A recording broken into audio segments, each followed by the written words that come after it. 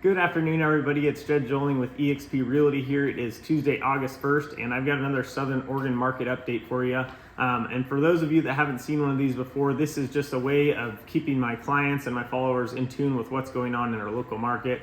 I'll go over some of the numbers, I'll go over what the current interest rates are at, and I'll throw some other tidbits of information in there just to try and help keep people in tune with what's going on. So right now, between Jackson and Josephine counties, which is our primary area here in Southern Oregon, we have 1,103 active single-family residential listings on the market. In comparison to where we were at a year ago today, we are down 15% on that number. We were at 1,304 listings a year ago, so we're down a couple hundred listings. This previous week, so last week, we saw 97 new listings.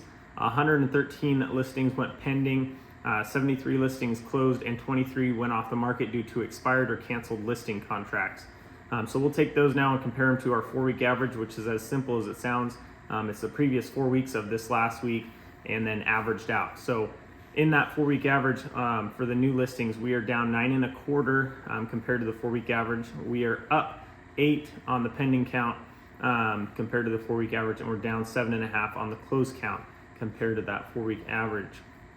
So it's good to see that the pending is still trending a little bit higher than the 4-week average. For a couple weeks, I believe we've been seeing that.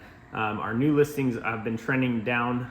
We haven't seen as many as we did in the beginning or middle of summer, but we're heading back towards the school year now. We're only about a month away from that. So not a lot of families are looking to sell now as they were at the beginning in the middle of summer.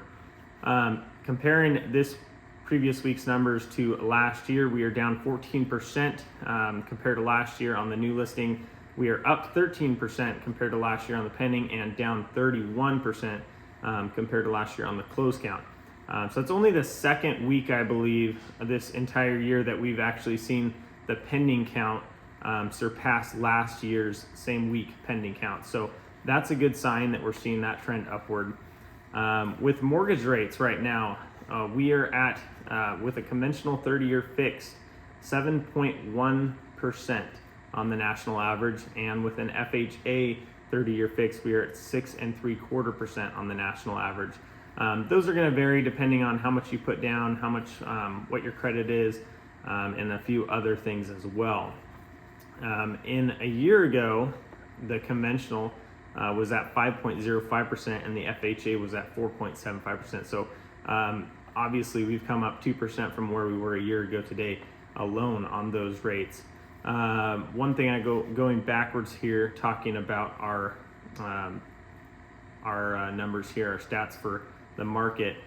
With what we have currently on the market at the rate we've been closing homes in the last 4 weeks on the 4-week average, we are sitting at just over 3 months of inventory. You'll sometimes hear that's kind of a way of measuring how a market is. Generally, in the past, a market's been considered a neutral market if it's 6 months of inventory. Anything more than that would be considered a buyer's market. Anything less would be considered a seller's market, just because it's a supply and demand kind of thing. This market we're in is a little bit funkier. It's a little bit more complex than that because of the higher interest rates, but still having a lesser amount of listings to shop on the market. So there's definitely perks for sellers still, and buyers actually have some perks as well, just because there's not near as much competition as there has been in the last few years, though the interest rates are higher. Great time to be a cash buyer if you have the opportunity, for sure. Going back to this previous week, the Feds came out, they had their meeting in the middle of the week, decided they're going to raise the Fed funds rate 0.25%. And so that does affect things a little bit, although our mortgage lenders and banks had pretty much already banked on that happening and priced into their rates ahead of time, taking that into consideration.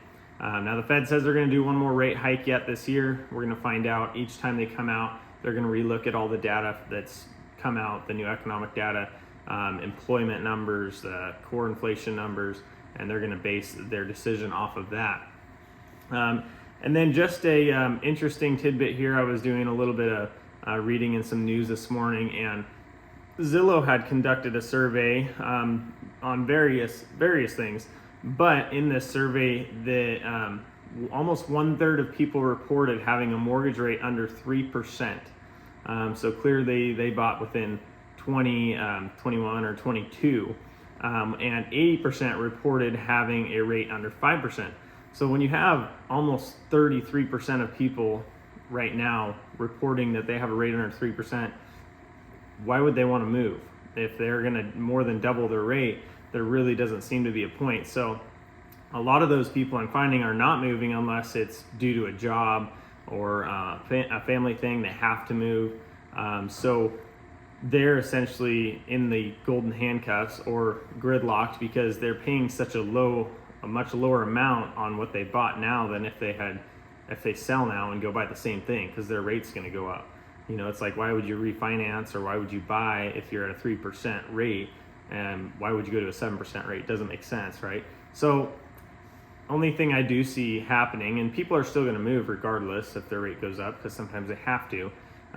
But what I could see happening is a lot of those people that are sitting at such a low interest rate may turn those houses into rentals, because it's possible they could cash flow for them, and then they could go buy another place at a higher rate and refinance when the rates go down.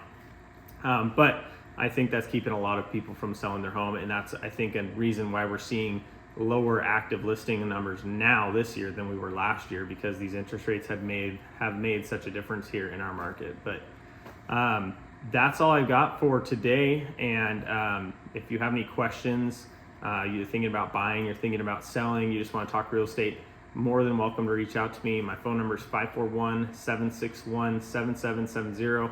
You can text me at that, call me at that. You can message me on Facebook, email me. You're more than welcome to.